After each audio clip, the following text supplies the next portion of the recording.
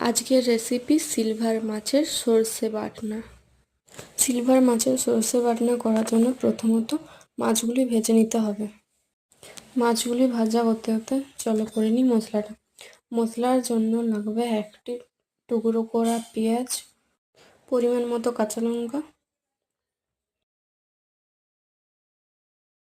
আগের থেকে টুকরো করে রাখা টমেটো, পরিমাণ মতো আদা কুচি, পরিমাণ মতো সর্ষে। এটি পেস্ট করে নিয়ে মাছগুলি ভালো করে ভেজে তুলে নিলাম। তারপর একটি কড়াইয়ে পরিমাণ মতো তেল দিয়ে তেলটি গরম হলে দিয়ে দিলাম তেজপাতা ও শুকনো লঙ্কা। তারপর দিয়ে দেবো আগের থেকে পেস্ট করে রাখা টমেটো ও পেঁয়াজের পেস্টটি।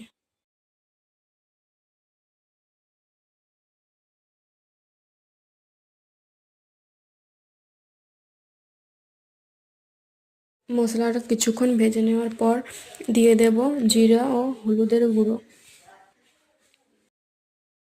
মশলাগুলি ভালো করে নেড়েচেড়ে ভেজে নেওয়ার পর দিয়ে দেবো পরিমাণ মতো নুন।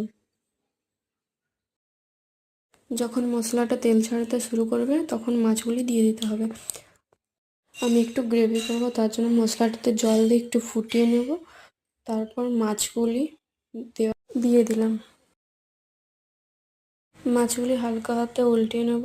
তারপর গ্যাসের ফ্লেম অফ করে দিলে হয়ে যাবে সিলভার মাছের সর্ষে বাটনা।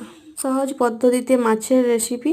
এইভাবে রান্নাটি করে দেখুন, কেমন হয়েছে কমেন্টে জানাবেন এবং লাইক, শেয়ার, সাবস্ক্রাইব করে যাবেন।